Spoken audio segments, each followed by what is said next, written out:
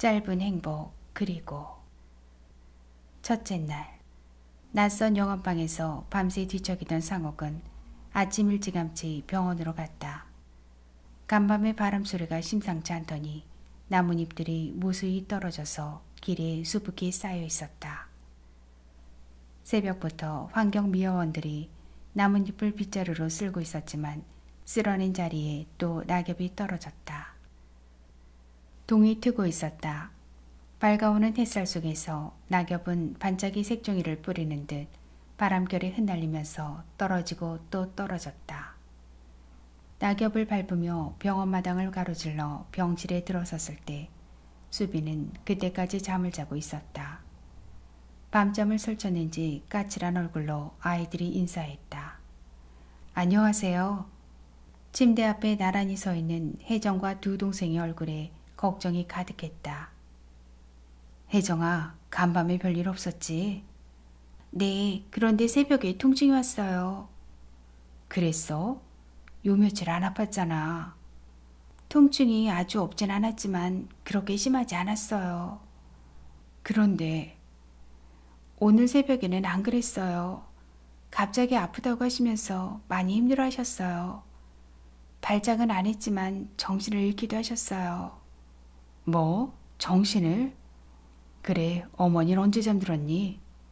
진통제 주사를 맞고 1시간 전쯤 주무셨어요. 상옥은 가슴이 철렁했다. 아침 일찍 병원을 나가려던 계획은 아무래도 무리였다는 생각이 들었다. 이번 여행은 처음부터 불가능한 계획이었지만 환자가 너무 절실하게 요구이기 때문에 계획한 일이었다. 그러나 언제 또 극한의 통증이 덮쳐올지 전혀 예측 못하는 상황에서 무리하게 여행을 떠날 수야 없지 않을까 싶었다. 대안도 없이 병원에 갇힌 채 임종의 순간을 기다려야 하는 수빈의 딱한 처지도 충분히 알지만 그렇다고 무모하게 길을 나서는 것만이 환자에게 최선의 선택인지도 재고해야 했다. 너희들이 밤새 있었구나. 어머니가 또 그렇게 아플 줄 몰랐어. 어떡하지? 이렇게 계속 아픈데 오늘 떠날 수 있을까? 아무래도 다시 생각해봐야겠어. 저도 아저씨와 생각이 같아요. 오늘은 어렵겠어요. 혜정이 사국의 말을 받았다.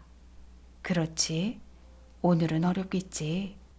떠나더라도 어머니 상태를 봐서 그때 떠나야겠어. 그렇게 하세요, 아저씨. 그래, 그게 좋겠다. 그러니 너희들은 이만 일들 봐라. 언제든 어머니 모시고 병원을 나설 때 또 연락하마. 너희들은 그만 돌아가 있어. 승윤이는 출근해야 하잖아. 아니, 괜찮아요. 엄마가 깨어나면 그때 뵙고 갈게요. 학교는 어떡하니? 학교 선생님이 학교에 지각하면 쓰니? 어서 출근해. 학생들을 생각해야지. 여기 일은 나와 누나가 알아서 하마. 어머니가 깨어난 모습을 보아야겠다면서 아이들은 꿈쩍도 안 했다. 아이들은 자기들이 없는 사이에 어머니가 여행이라도 떠나면 아주 못 볼지도 모른다고 걱정하는 것 같았다. 걱정 말고 가라, 못 간다, 옥신각신하는 사이에 상옥도 아이들도 눈에 눈물이 그렁그렁해졌다. 알았어요. 아저씨, 저희들은 이 길로 출근할게요. 엄마가 깨어나셔도 오늘 그냥 떠나면 안 돼요. 아셨죠? 엄마가 떠나자고 아무리 우겨도 오늘은 여기 그냥 계셔야 해요. 이따 저녁에 다시 올게요. 그래, 그렇게들 해. 아무려면 누나랑 내가 너희들한테 아무 말 않고 엄마 모시고 떠나겠니? 걱정 말고 가서 일들 하고 있어. 한사코 움직일 줄 모르던 아이들은 차마 떨어지지 않는 걸음으로 병실을 나갔다. 혜정은 동생들을 배웅하고 오겠다면서 병실을 비웠다. 아이들이 나간 병실에서 상옥은 환자의 잠이 깨기만 우두커니 기다렸다. 독한 항암제와 진통제 때문인지 깊은 잠에 빠졌던 환자는 좀처럼 깨어나지 못했다. 오전 11시가 지나서야 부소수 눈을 떴다. 이제 정신 좀 들어? 네. 간밤에 많이 아팠다며? 이제 괜찮아요. 기분은 어때? 좋아요. 지금 몇 시나 됐어요? 11시. 벌써 시간이 그렇게 됐어요? 미안해요. 많이 기다렸죠? 미안하긴 뭐가 미안해. 더 자고 싶으면 더 자. 아니에요. 일어날게요. 저 좀 부축해 주세요. 아니야. 그냥 있어. 좀 더 안정을 취해야 해. 왜요? 오늘 퇴원하는 거 아니에요? 아무래도 오늘은 너무 늦었어. 기왕 늦었는데 좀 더 쉬어. 그게 무슨 말이에요? 늦었다고 퇴원 못하나요? 어서 절 좀 일으켜주세요. 오늘 퇴원해야 해요. 그런데 혜정이는 왜 안 보여요? 어디 갔어요? 아까 동생들 바래다 준다면서 함께 나갔어. 그래요? 애들이 언제 갔는데요? 아침 출근 시간에 맞춰서 갔어. 그러고 보니 혜정이가 좀 늦네. 올 때가 넘었는데. 어디 다녀온다고 했던 거 아니에요? 아니, 별 얘기 없었어. 출근하는 동생들을 전철역까지 바래다 주고 왔어도 이미 도착하고 남을 시각이었다. 혜정이한테 저 오늘 못 나간다고 했어요? 그래. 왜 그런 소리를 했어요? 그럼 그 애는 제가 오늘 정말로 퇴원 못하는 줄 알잖아요. 내가 언제 깨어날지 몰라서 그랬어. 또 새벽에 아팠다고 해서 경과를 더 지켜봐야 할 것도 같았거든. 그렇게 하자 수빈아. 아무래도 너무 늦었어.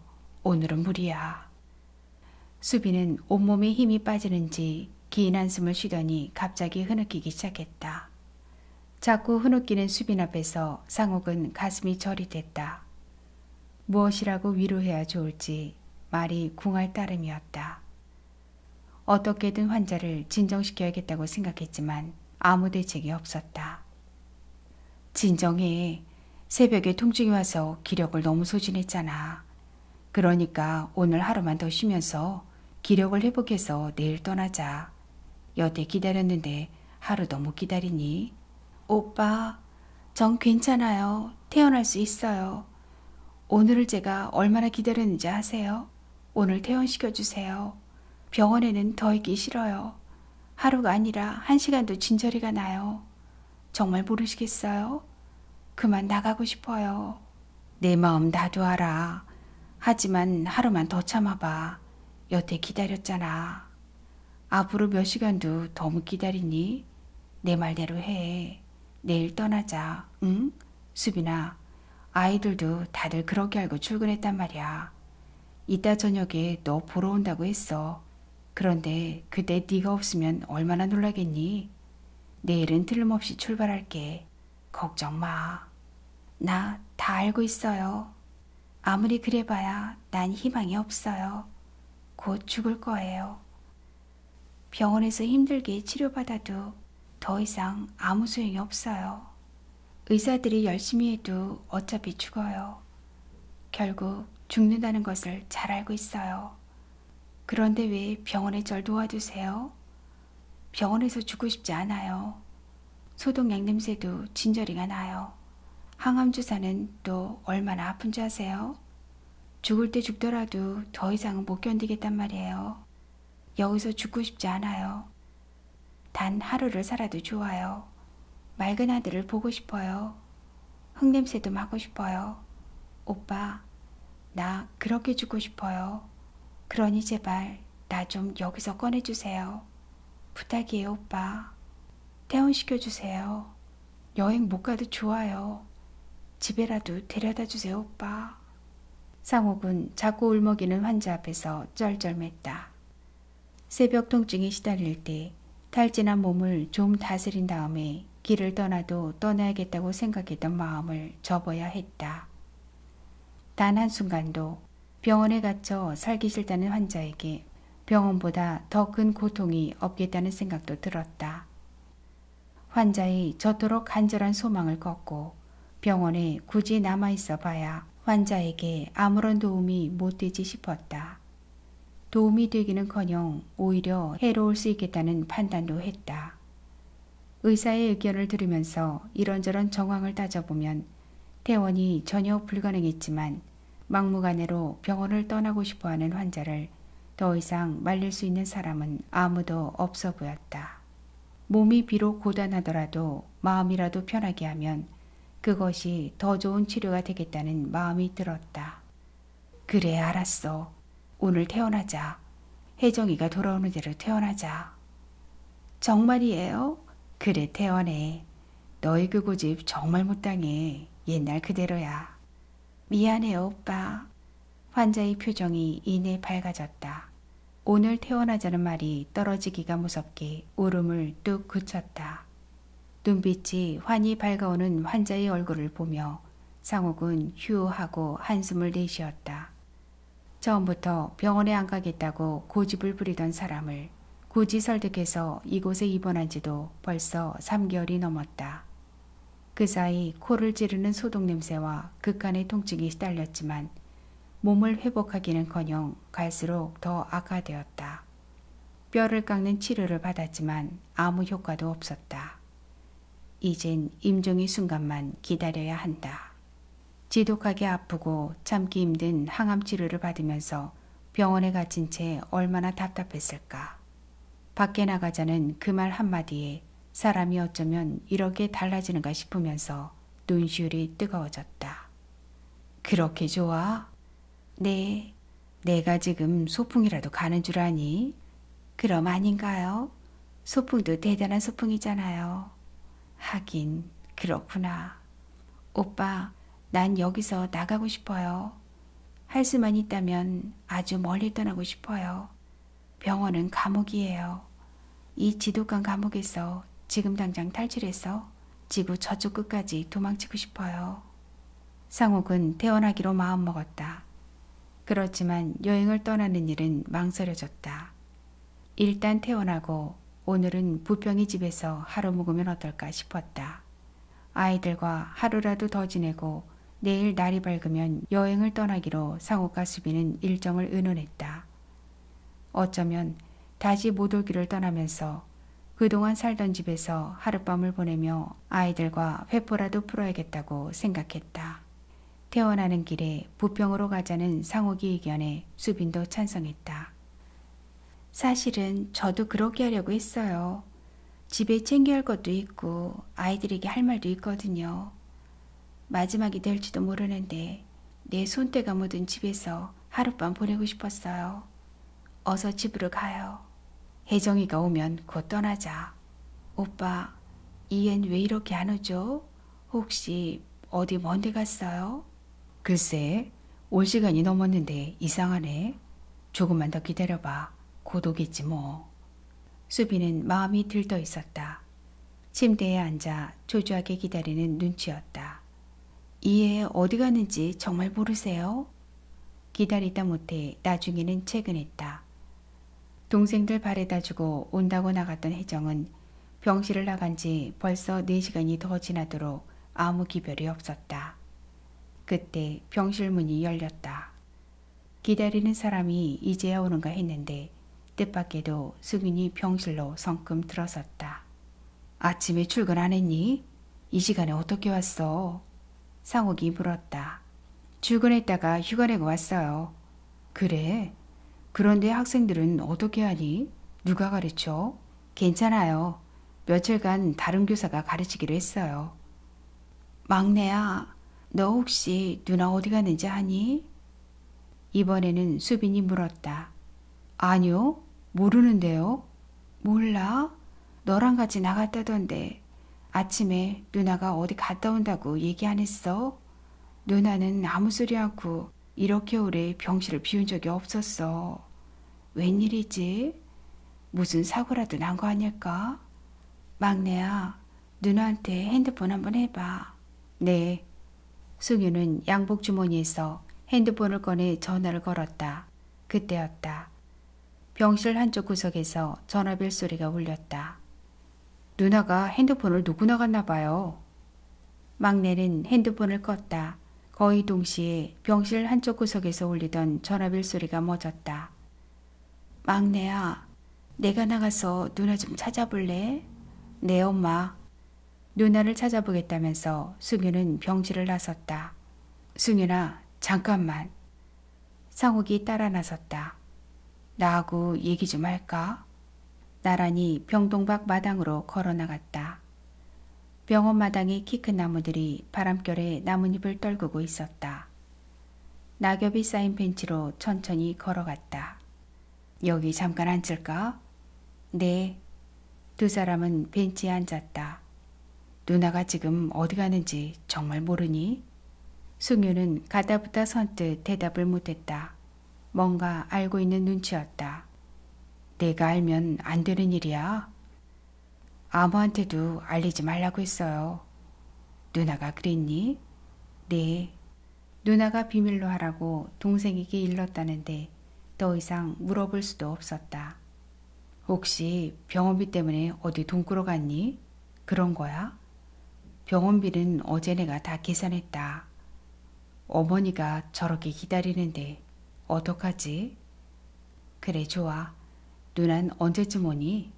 곧 올 때 됐어요. 여기서 기다렸다가 누나 오면 엄마한테 누나랑 함께 갈게요. 아저씨는 먼저 들어가 계세요. 벤치에서 먼저 일어선 상옥은 혼자 병실로 걸어갔다. 아무리 궁리해도 혜정의 행방은 알 수 없는 일이었다. 아침부터 어디 갔기에 굳이 비밀로 하라고 동생들에게 당부까지 했는지 짐작이 안 갔다. 간밤에 병원 마당의 벤치에서 있던 혜정의 목소리가 귓가에 쟁쟁하게 들려올 뿐이었다. 전 내일 엄마와 함께 여기서 떠날 거예요. 어머니 곁에서 어머니를 돌보며 한눈 한 번 안 팔던 아이가 지금 왜 어머니 곁에 없는지 이해가 안 갔다. 어머니가 내일쯤 병원에서 태어나는 줄 알고 특별히 무슨 준비라도 하는가 싶었다. 병실로 돌아온 지 얼마나 지났을까. 누나와 함께 오겠다던 승윤이 혼자 병실에 나타났다. 막내야, 누나 찾았니? 만났어? 네. 그래, 여태 뭘 했대? 누나 지금 어디 있어? 빨리 안 들어오고 뭐해? 다들 저만 기다리는데 왜 같이 안 왔어? 수빈은 수균이가 혜정을 만났다는 대답이 채 끝나기도 전에 다그쳐 물었다. 누난 저희 집사람하고 둘이 먼저 집에 갔어요. 엄마가 오늘 퇴원해서 집에 간다고 내가 말했거든요. 엄마가 도착하기 전에 청소라도 해야 한대요. 집에 마땅히 먹을 것도 없다면서 시장도 새로 좀 보겠다고 했어요. 내가 언제 저더러 밥상 차리라고 그랬니? 오면 온다, 가면 간다고 귀띔이라도 하고 다녀야지. 수빈은 혜정이가 집에 먼저 갔다는 소식을 듣고 고개를 갸우뚱했다. 침대에서 내려섰다. 아무리 그렇다고 해도 여태 기다린 사람들도 안 보고 혼자 그렇게 가버리니? 막내야, 우리도 이만 가자. 그런데 며느라기도 왔었니? 네. 여기까지 왔으면 들어와서 얼굴이나 좀 보이고 가야지. 왜 그냥 갔어? 제가 그냥 보냈어요. 집에 엄마 도착하기 전에 집 정리부터 해야 할 것 같아서요. 하도 경황들이 없어서 그 사이 집이 엉망이거든요. 수빈은 휠체어를 타고 병실을 나섰다. 휠체어를 밀고 가는 수빈이 뒷모습을 보던 상옥은 눈앞이 잠깐 아찔했다. 휠체어를 밀고 있는 청년의 뒷모습이 젊은 날에 자기 자신과 겹쳐 보였기 때문이다. 아니, 휠체어를 밀고 가는 한 소녀의 모습이 자꾸 눈앞에 어른거렸다. 학창 시절이었다. 도봉산 등산길에서 발을 헛디뎌서 굴러떨어졌고 941생으로 목숨을 건진 뒤 병원에 입원했던 상옥은 휠체어에 앉아 한 소녀에게 사랑을 고백했다. 그때 그 휠체어를 밀던 한 소녀는 지금 휠체어에 앉아 있었다. 그 소녀가 앉아있는 휠체어를 밀고 가는 그 소녀의 막내 아들을 멍하니 바라보며 젊은 날에 자기 자신을 발견하고 놀란 상옥은 하마터면 억하고 소리칠 뻔했다. 이차야, 타라. 휠체어를 응급실에 반납한 뒤 승유는 수빈을 두 팔로 안아서 차에 태웠다. 중고 승합차를 불법 개조한 움직이는 중환자실을 운전하는 사람도 환자를 부축하고 앉아있는 막내도 환자도 병원을 빠져나오면서 좀처럼 입을 열지 않았다. 상옥은 자기도 모르게 낙엽이 아름답다고 말을 한마디 붙이려다가 차마 그 말을 못 꺼냈다. 낙엽이라는 단어에 환자가 놀라진 않을까 걱정이 앞섰다. 와, 예뻐. 가을 하늘은 참 고와. 한강대교를 건널 때였다. 병원을 나선 뒤 환자의 첫 마디가 가을 하늘은 참 고와라는 말이었다. 병원을 나서며 시내를 가로지르는 사이 길가의 가로수들이 나뭇잎을 떨구고 있는 모습을 차창으로 지켜보던 환자가 혼잣말처럼 무심코 걷는 그 말을 듣고 상옥은 가슴이 먹먹했다. 살겠다. 병원에서 나오길 정말 잘했어. 이렇게 좋은 세상을 못 보고 갇혀만 있었잖아. 막내야, 창문 좀 열어봐. 답답하다. 안 돼요, 엄마. 바람이 차요. 조금만 열어봐. 답답해서 그런데도. 서울을 벗어나면서부터 어머니와 막내는 차창을 사이에 두고 옥신각신했다. 엄마, 글쎄 좀 참아요. 찬바람이 몸에 얼마나 치명적인지 모르세요? 자꾸 그러면 병원에 다시 갈 거예요. 아셨어요? 자꾸 고집을 피우면 병원에 다시 가겠다는 말에 수비는 더 보채지 못했다. 그러나 서운했던지 입을 꽉 다물고 좀처럼 말을 안 했다. 그러다 잠이 들었던 모양이다. 부평이 집에 도착할 때까지 눈을 안 떴다. 상옥이나 혜정과 승윤이도 서로 말을 안 했지만 이미 알고 있었다.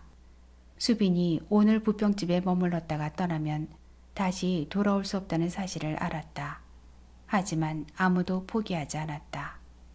여리고 가엾은 한 여인에게 살고자 하는 용기와 살 수 있다는 희망의 불꽃이 꺼지지 않는다면 기적은 가능하다고 믿고들 있었다.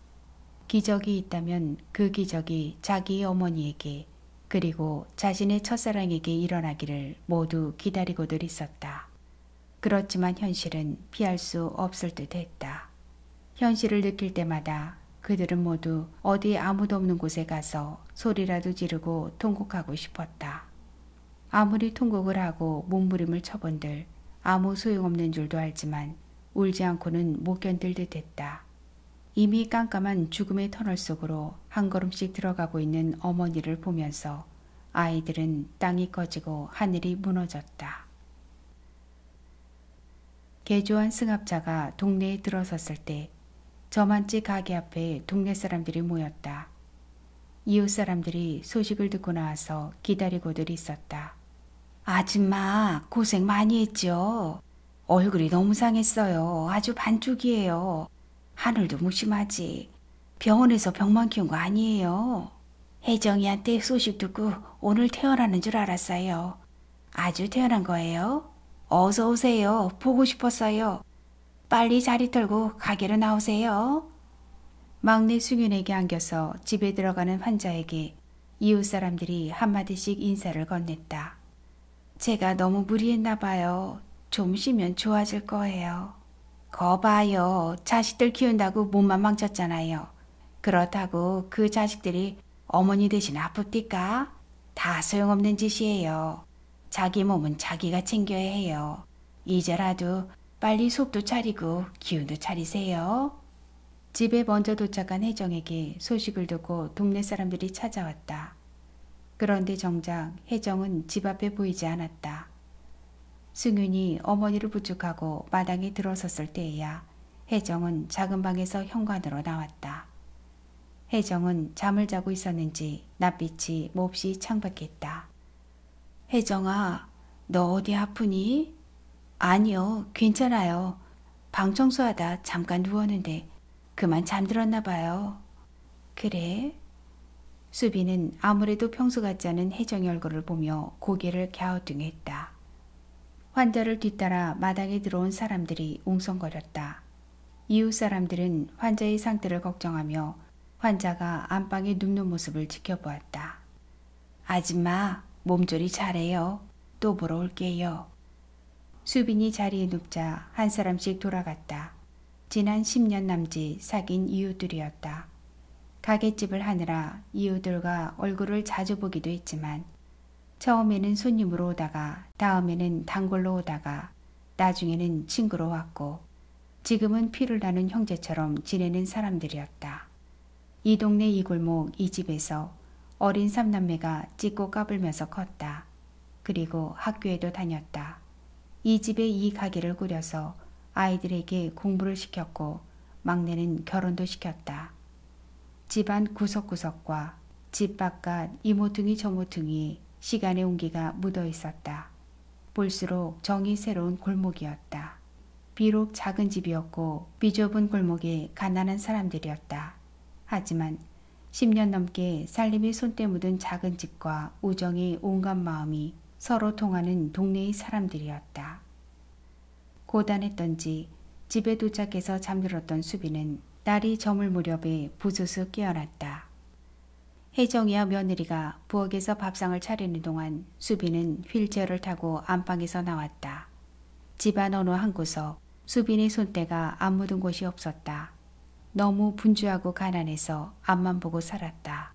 돌이켜보니 이 집이야말로 행복한 안식처였다. 손때 묻히며 정들여온 집에서 보내는 마지막 밤이기도 했다. 행복을 깨닫는 순간 행복의 마지막 날이 저물고 있었다. 수비는 수균이가 밀어주는 휠체어에 앉은 채 각이며 집안 이구석 저구석을 돌아보고 있었다. 승윤아, 너도 이제 집에 들어와라. 누나랑 함께 살아. 며느라기한테 가게도 좀 보라고 해. 누나 혼자 살림하기 힘들잖아. 누나 혼자 가게까지 하려면 힘에 부칠 거야. 네, 그렇게 할게요, 엄마. 누나한테 신경 좀 써라.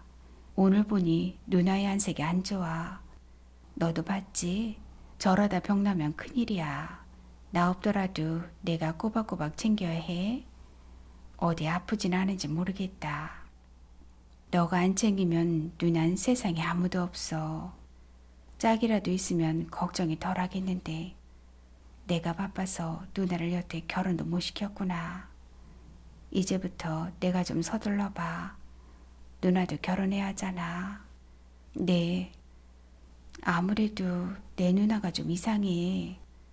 내 눈치를 보는 것 같기도 하고. 혹시 넌 아니? 누나가 왜 저러는지. 잘 모르겠어요, 엄마. 봐라. 평소에 신경 안 쓰면 그 모양이야. 내가 모르면 누가 알겠니? 내 눈은 못 속여. 뭔가 이상이 있는 거야. 너가 꼭 물어보고 챙겨라. 알았지? 그리고 누나한테 아직 좋은 짝을 못 찾아줘서 난 누나가 마음에 자꾸 걸린다. 수비는 승윤에게 누나를 꼭 챙기라고 몇 번씩 당부하고 또 당부했다.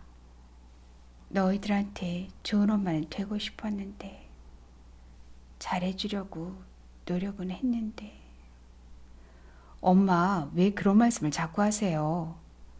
미안해. 엄마한테 많이 섭섭했지? 아니에요. 섭섭한 게 한두 가지겠니? 나도 다 알아. 사람은 다 똑같거든. 너 고등학교 다닐 때 용돈 적다고 투정 부리다 매 맞은 적도 있잖아. 대학 때 공부는 안 하고 연애한다고 용돈 압수당한 적도 있었어. 별걸 다 기억하시네요. 엄마는 그 일이 그렇게 마음에 걸리세요? 다 저 잘되라고 하신 일이잖아요. 엄만 제게 정말 잘해주셨어요. 철이 없어서 제가 말썽만 피웠어요. 엄마한테 중화를 맞으면서 제가 속으로 얼마나 감사했는지 아직 모르시죠? 엄마가 우리 엄마여서 정말 좋았어요. 그랬니? 그렇게 말해주니 정말 고맙구나. 엄마가 아니었으면 제가 지금 어떤 사람이 되었을지 몰라요. 철없이 굴 때마다 엄마가 그렇게 혼내주지 않았다면 저는 아주 삐뚤어졌을 거예요. 저는 엄마가 정말 고마워요. 엄마가 저희들 곁에 있어서 저희들은 행복했잖아요. 엄마 사랑해요. 정말 사랑해요.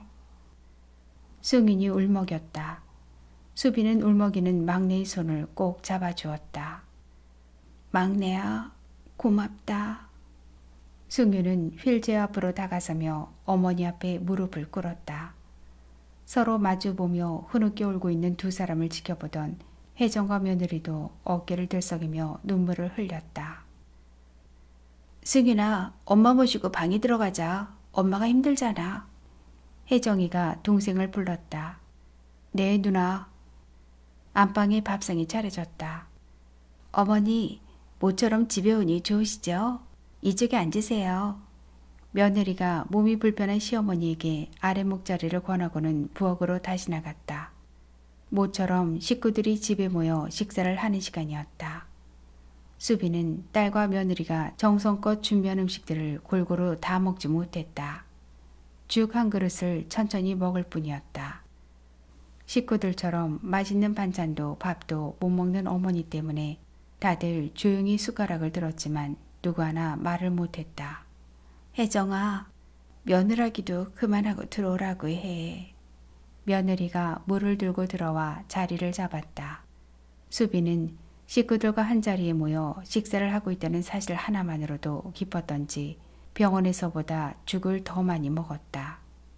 식사를 마쳤을 때 수비는 식구들을 모두 안방에 불러 모았다. 혜정아, 승윤아, 그리고 새아기야. 너희들과 함께 살면서 엄마는 정말 행복했다.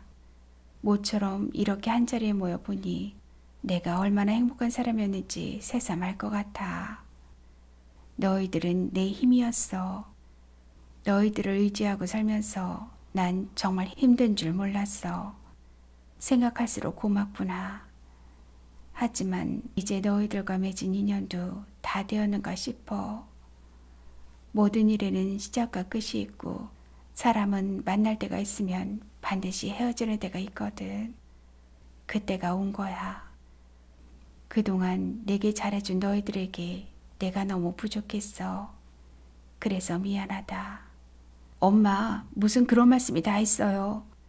세상 어떤 엄마들보다 엄마는 훌륭한 엄마예요. 혜정이가 나섰다.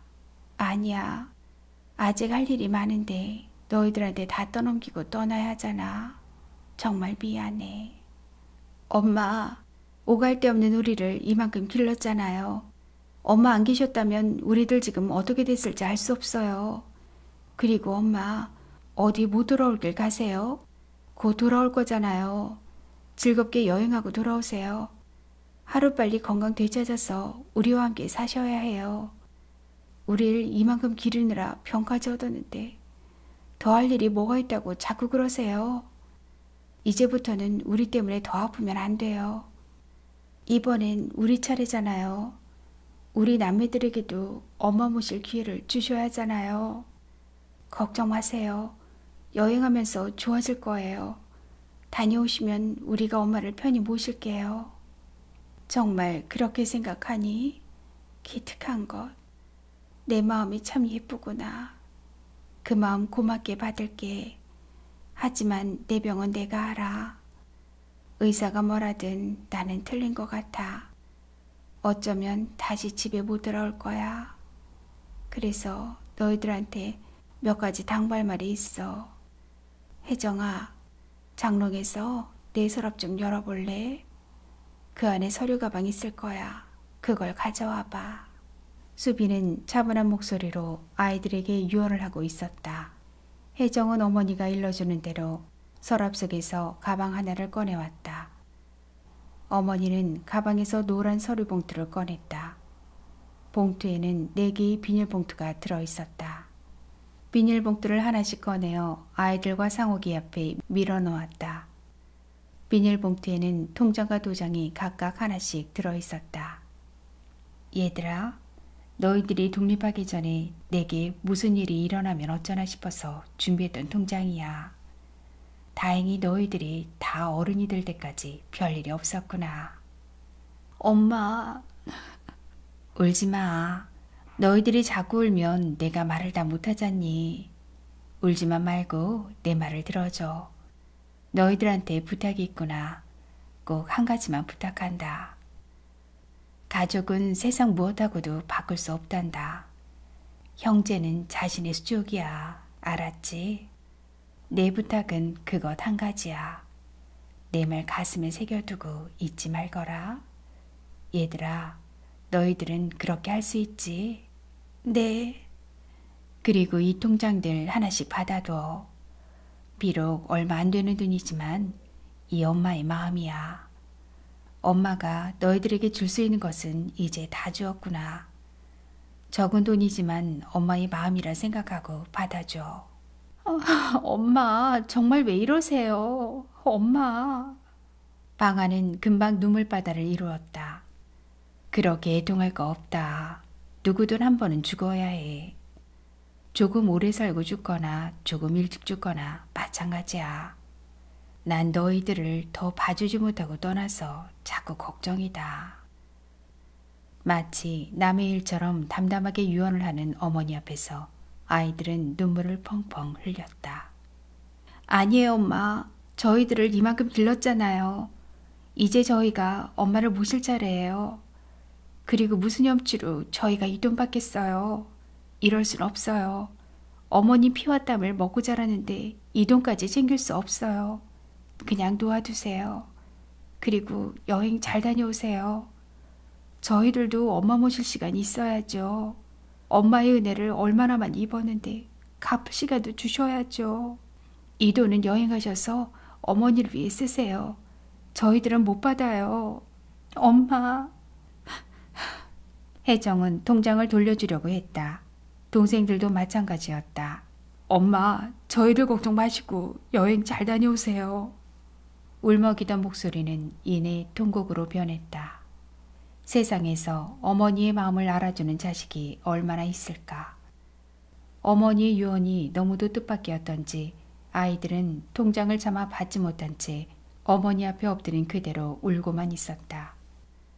통장도 통장이었지만 이렇게 속절없이 사랑하는 어머니를 마지막으로 보내야 한다는 사실이 가슴을 찢는 듯했다. 안타깝고 서러운 눈물이 거듭거듭 샘솟고들 있었다. 돈이야 살아있는 사람들에게나 유용하지. 죽은 사람에게 무슨 필요가 있니? 내가 싸들고 가랴? 두 말 말고 받아들 둬. 내겐 다 부질없는 거야.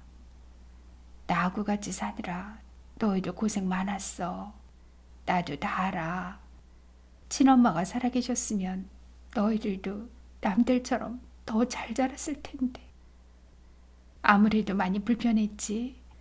그래도 우린 그럭저럭 잘 살았지. 그렇지 않니? 엄마. 수비는 아이들의 손에 통장을 하나씩 쥐어주었다. 그리고 오빠도 이거 받으세요. 거저드리는 돈 아니에요.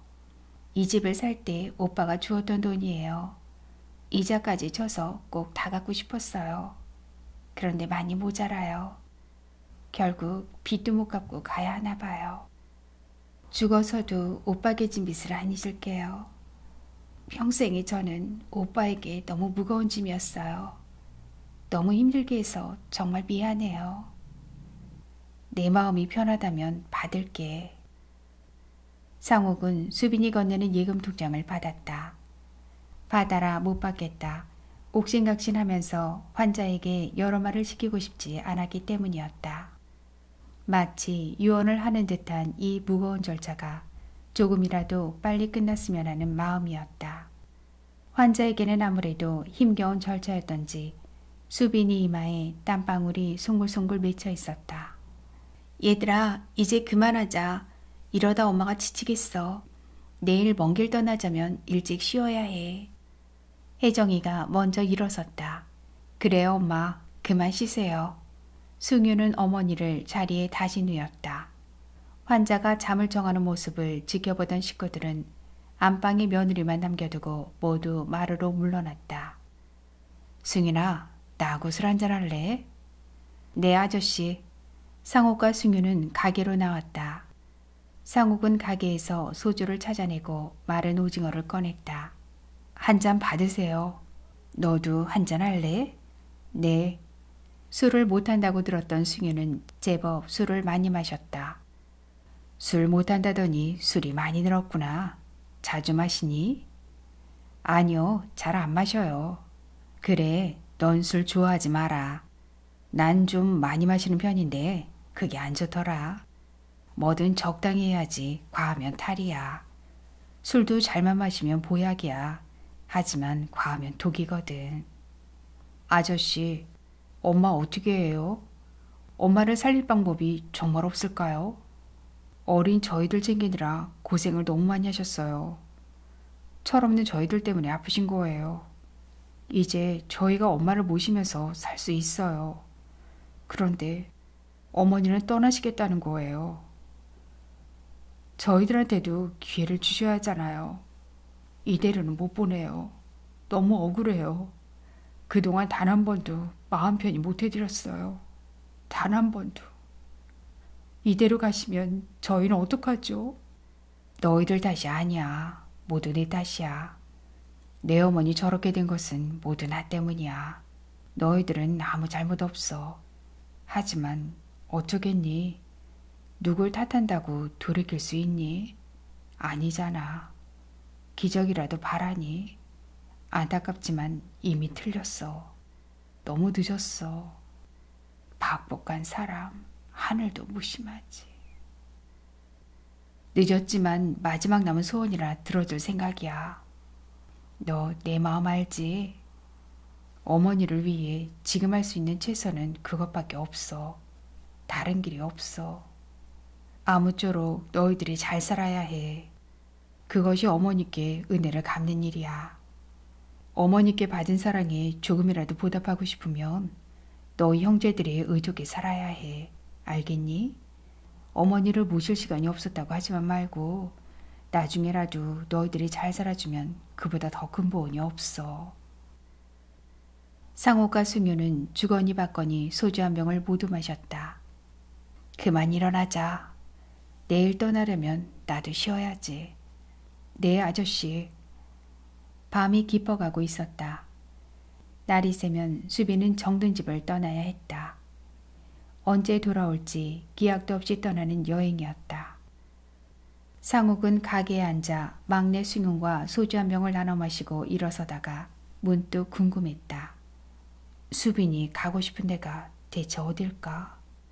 상욱은 여행 준비를 하느라 이리저리 뛰어다녔는데 정작 여행 목적지가 어딘지 아직 수빈에게 물어보지도 못하고 있었다.